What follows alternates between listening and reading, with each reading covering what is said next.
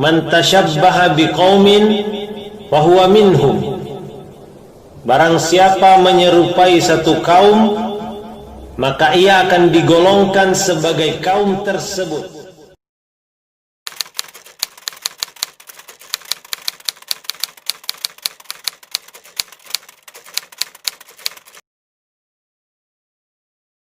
Tahun baru misalnya. Iya, tanggal 31. Nah, tahun baru tuh Januari itu Dewa Janus. Janus.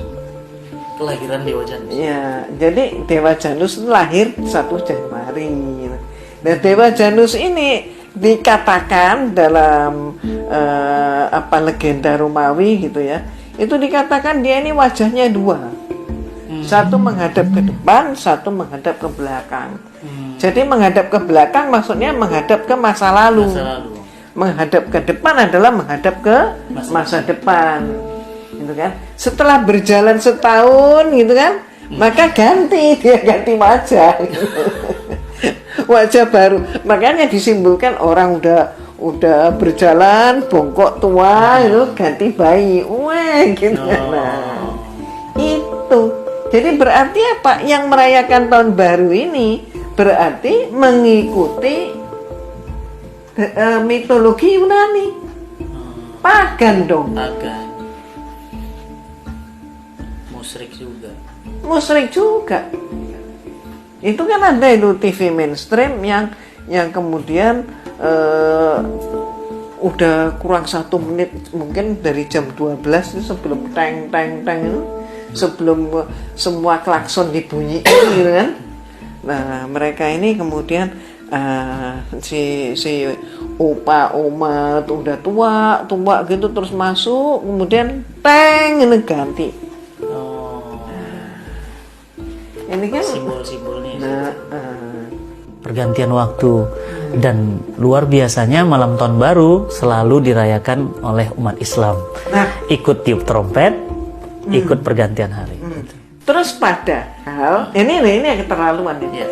Padahal umat Islam punya tahun baru sendiri. Kecuali umat Islam nggak punya tahun baru. Yang dulu yang Umi tersebut tadi itu 2/3 dunia itu Islam. Ketika berjaya mereka ikut merayakan tahun mereka ikut menikmati gitu kan.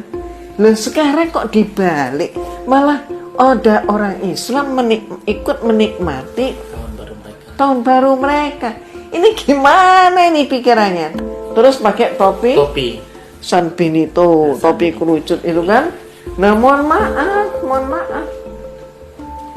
Itu kan topi San Benito itu adalah topi orang-orang Islam yang dipaksa murtad pada zaman Isabella dan Ferdinand. Terus dibujuklah oleh para serdadu atas perintah Isabella.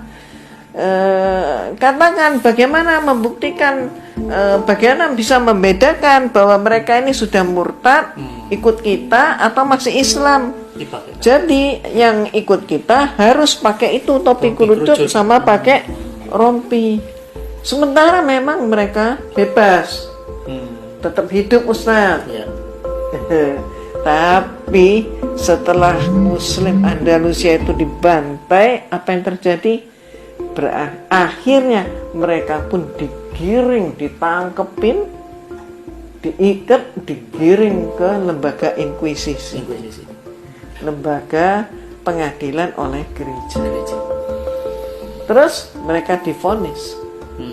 Divonis apa? Dibakar hidup-hidup. Apa alasannya?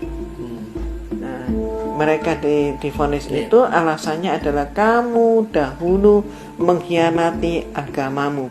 Apa jaminan bahwa kamu sekarang tidak mengkhianati agama kami? Jadi bagi pengkhianat agama hukumannya adalah dibakar hidup-hidup. Lah, tuh. Akhirnya mati juga. Mati dalam keadaan kafir. Dijulukin pengkhianat.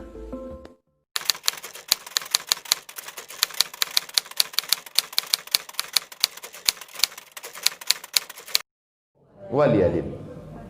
Tentang masalah tahun baru, apakah 1 Januari itu bersih, tidak ada hubung kait dengan agama? Maka tidak benar. 1 Januari Masehi, seolah-olah Masehi terkait dengan Al-Masih Isa alaihissalam. Itu kalender dibuat oleh Kaisar Julian dari Romawi kuno. Kaisar Julian membuat kalender, maka dibuat nama dia Kaisar Julian, maka disebut Julian kalender. Lalu kemudian Julian kalender dibawa ke Vatikan, dirubah oleh Kaisar Raja Pendeta Paus Vatikan bernama Paus Gregorius, maka sampai sekarang disebut dia dengan Gregorian kalender. Lalu kemudian ketika terbentuk PBB, United Nation, Persatuan Bangsa-Bangsa, bingung mau pakai kalender apa? Di dunia banyak sekali kalender. Maka diseragamkanlah, dipakailah Gregorian kalender. Yang sebelumnya kita kerajaan Pasundan, kerajaan Demak, kerajaan Riau, Sendripura itu pakai kalender Hijriah. Termasuk Yogyakarta pakai kalender Saka, karena Sultan Agung Jawa mengkawinkan antara kalender Jawa dengan kalender Hijriah, karena ingin mendamaikan antara Jawa dengan Islam. Maka setiap menyambut tahun baru Saka sekaligus menyambut tahun baru Hijriah.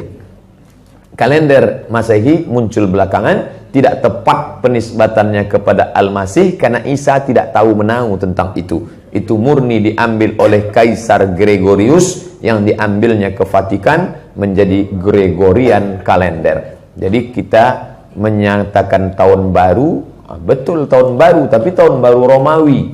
Tahun baru Romawi, jangan kaitkan kepada Isa alaihissalam, dia masih terkait. Adapun tahun baru Jepang tak ada terkait dengan akidah. Nah, ini tahun kalender yang baru.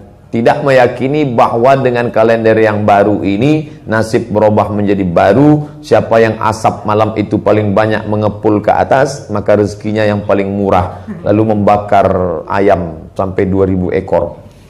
Nah, oleh sebab itu saya anjurkan anak-anak muda, remaja-remaja masjid, tanggal 31 malam tanggal 1 setiap masjid semuanya buat kajian, iktikaf, zikir, muhasabah, supaya jangan keluyuran ke sana kemari. Hanya 2 saja. Anak-anak muda pergi ke masjid mulai jam 10, jam 11, jam 12, jam 1, jam 2, atau habis isya tidur.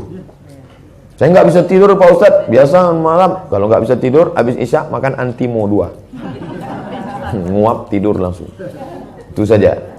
Adapun nanti Ustadz malam tahun baru apakah buat muhasabah di masjid? Enggak. Saya berangkat 28, 29 umroh, maka tahun baru di Madinah. Tahun lalu juga begitu. Tapi tahun sebelumnya dibuat acara muhasabah. Wallahu a'lam. Terima kasih sudah klik video ini. Tapi jangan lupa guys, klik tombol subscribe, karena subscribe itu gratis. Dengan subscribe kamu support channel ini terus untuk upload hampir setiap hari. Ingat, subscribe itu gratis. Gak ada ruginya kamu klik tombol subscribe.